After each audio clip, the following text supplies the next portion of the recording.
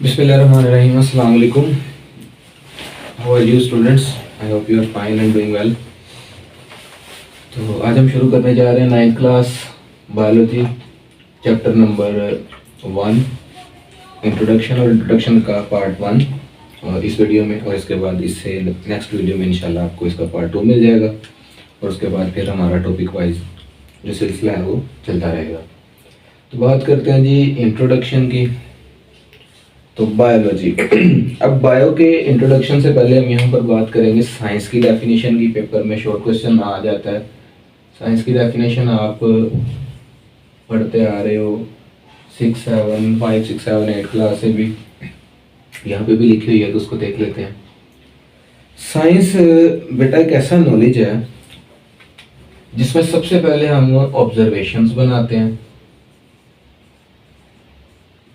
या ऑब्जर्वेशंस करते हैं, ठीक है, और उन्हीं ऑब्जर्वेशंस पर फिर हम आगे एक्सपेरिमेंट्स करते हैं,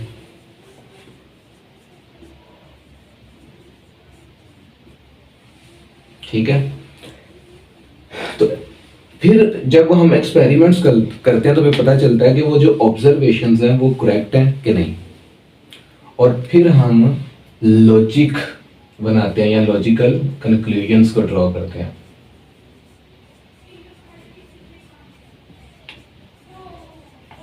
लॉजिकल कंक्लूजन्स को ड्रॉ करते हैं किस लिए? In order to understand the principles of nature, कुदरत के कवानीन को समझने के लिए।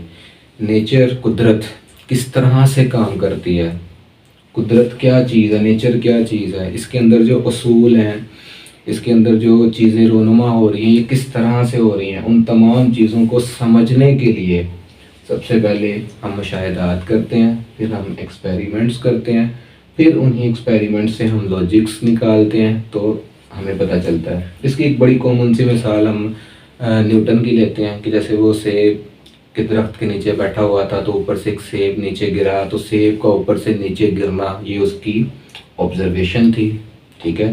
तो फिर उसने एनालाइज किया कि ये नीचे क्यों आया है, चीज़ें हमेशा ऊपर से नीचे की तरफ खुद क्यों मूव करती हैं, जबकि उन्हें नीचे से ऊपर भेजने के लिए हमें फोर्स लगानी पड़ती है, इसके पीछे क्या लॉजिक है। फिर उसने एक्सपेरिमेंट्स किए और फिर हमारे सामने ग्रेविटी का जो अमल है वो सामने आया कि ये सारा ग्रेविटी की वजह से होता है। तो ये है जी साइंस। इसकी डेफिनेशन याद करनी है आपने। Science is the knowledge in which observations are made. सबसे पहले ऑब्जर्वेशंस की जाती हैं, एक्सपेरिमेंट्स आर डन, फिर एक्सपेरिमेंट्स किए जाते हैं, and logical conclusions are drawn, फिर हम लॉजिक्स उसमें से बनाते हैं, लॉजिकल कंक्लूजन्स को ड्रॉ करते हैं। ये किस लिए करते हैं? In order to understand the principle of nature, कवानीन को, कुदरत के कवानीन को समझने के लिए। तो ये है साइंस की डेफिनेशन, इसको आपने याद करना है। उसके बाद हम बात करते हैं कि जब साइंस का आगाज़ हुआ या आज से कोई समझ लें कि काफ़ी साल पहले जो साइंस या नॉलेज था हमारे पास उसको मुख्तलिफ ब्रांचेस में डिवाइड नहीं किया गया था। साइंस के नॉलेज को हमने मुख्तलिफ ब्रांचेस में डिवाइड नहीं किया था क्योंकि नॉलेज हमारे पास उस वक्त महदूद था, कम था, तो इस वजह से वो एक ही हेड के अंडर पढ़ा जाता था जिसका नाम साइंस था। यानी एक बंदा अगर कवानीन पढ़ रहा है न्यूटन के, दूसरे बाकी फिजिक्स की जो बातें होती हैं तो वो भी साइंस के अंदर ही मौजूद है। एक बंदा जो मैथमेटिक्स में लॉगरिथम वगैरह इस तरह के कवानीन पढ़ रहा है वो भी साइंस में ही आ रहा है। एक बंदा जो केमिकल रिएक्शंस का मुताला कर रहा है तो वो भी साइंस में ही आ रहा है। यानी साइंस को मुख्तलिफ ब्रांचेस में डिवाइड नहीं किया गया था, लेकिन वक्तन फ़वक्तन जो साइंस है उसके नॉलेज में इजाफा होता चला गया और साइंस को हमने मुख्तलिफ ब्रांचेस में फिर डिवाइड कर दिया। और उन ब्रांचेस में हमारे पास मेजर जो ब्रांचेस हम पढ़ते हैं जिसमें हमारे पास फिज़िक्स आ जाती है, फिर हमारे पास बायोलॉजी आ जाती है, फिर हमारे पास मैथमेटिक्स आ जाती है, ठीक है। फिर इसी तरह हमारे पास केमिस्ट्री और सो ऑन, इस तरह से ब्रांचेस हमारे पास आ जाती हैं। तो ये ब्रांचेस कब बनी? जब साइंस के नॉलेज में इजाफा होना शुरू हुआ, तो फिर हमने साइंस के नॉलेज को मुख्तलिफ ग्रुप्स के अंदर डिवाइड कर दिया, ठीक है। तो ये साइंस की डेफिनेशन है, ये आपने याद करनी है। अब हम आते हैं, क्योंकि हमारी बुक है बायोलॉजी, तो साइंस की इन ब्रांचेस में हमारा इस बुक में जो कंसर्न है वो रहेगा किसके ऊपर? बायोलॉजी के ऊपर। तो अब हम बायोलॉजी के इंट्रोडक्शन को देखते हैं, ठीक है, और उसके बाद बायो की आज हम देखेंगे डिवीजन्स, फिर इंशाल्लाह अगले लेक्चर में आपको उसकी ब्रांचेस वगैरह भी मिल जाएंगी। तो बात करते हैं जी बायोलॉजी के ऊपर। बायोलॉजी का जो लफ्ज़ है बेटा, ये दो ग्रीक वर्ड्स हैं, उनसे अखज़ किया गया। ये जो बायो वर्ड है ये बनाया गया बायोस से, ठीक है, और लॉजी वर्ड बनाया गया लोगोस से। ये दोनों ग्रीक वर्ड्स हैं, यूनानी ज़ुबान के अल्फाज हैं। तो यूनानी ज़ुबान में बायोस का मतलब है बेटा लाइफ, ठीक है, और लोगोस का मतलब है थॉट और रीजनिंग, सोचना, गौर फिक्र करना, वजह तलाश करना। तो ये है जी बायो का मतलब। यानी अगर इन दोनों को मिला के हम डेफिनेशन बनाएं तो बायो की डेफिनेशन बनती है द साइंटिफिक, क्योंकि बायो किसकी ब्रांच है, साइंस की, the scientific study of life is called biology. तो ये डेफिनेशन है, the scientific study of life. अब इसको लाइफ कह लें बेटा या लिविंग ऑर्गेनिजम्स कह लें, एक ही बात है, ठीक है। तो ये है बायो की डेफिनेशन। तो आपने डेफिनेशन ऐसे करनी है कि biology is the scientific study of life. The word biology is derived from two Greek words, bios means life या living organism and logos means thought और रीजनिंग। तो इस चैप्टर के अंदर हम बायोलॉजी के इंट्रोडक्शन को देखेंगे और इस पूरी बुक के अंदर हम देखेंगे कि जो बायोलॉजी है उसमें क्या क्या नॉलेज है, क्या क्या उसमें टर्म्स हैं, क्या उसकी ब्रांचेस वगैरह, सारा कॉन्सेप्ट हम इसके अंदर देखेंगे, ठीक है। तो ये बायो की डेफिनेशन याद करनी है। इसमें बेसिकली दो चीज़ें जो पेपर पॉइंट ऑफ व्यू से ज़रूरी हैं। एक कभी कभार वो पूछ लेता है डिफाइन साइंस, ठीक है, रेयर केसेस में आ जाती है डेफिनेशन, और दूसरे नंबर पे फिर वो डेफिनेशन पूछेगा डिफाइन बायोलॉजी। तो आपने बायो की डेफिनेशन करनी है। तो बढ़ते हैं जी अपने नेक्स्ट बात की तरफ, और वो है डिवीजन्स ऑफ बायोलॉजी। बायो की कितनी डिवीजन्स हैं, ठीक है, और कौन कौन सी हैं उनको देखना आपने।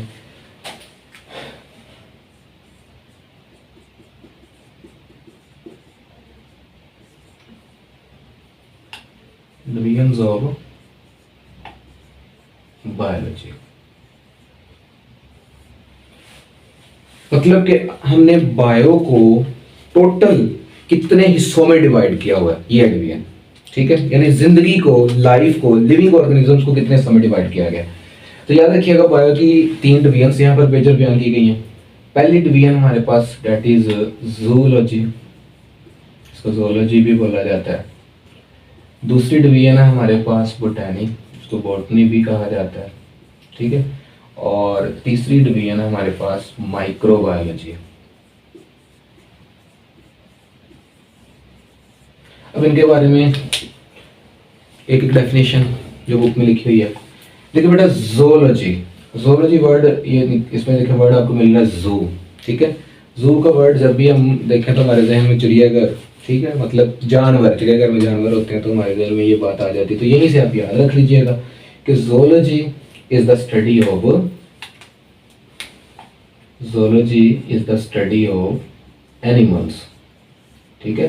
तो बायो की ऐसी ब्रांच, ब्रांच में डिवीजन, बायो की ऐसी डिवीजन जिसमें हम एनिमल्स का मुताला करें, वो डिवीजन हमारे पास कहलाती है जोलॉजी, ठीक है।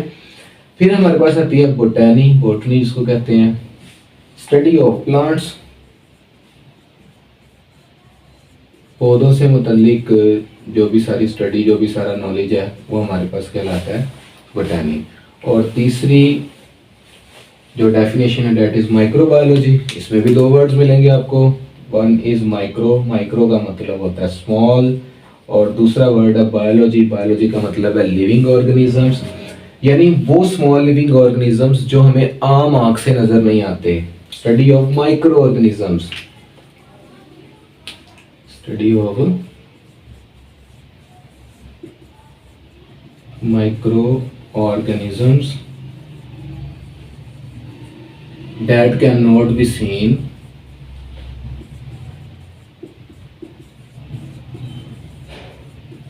with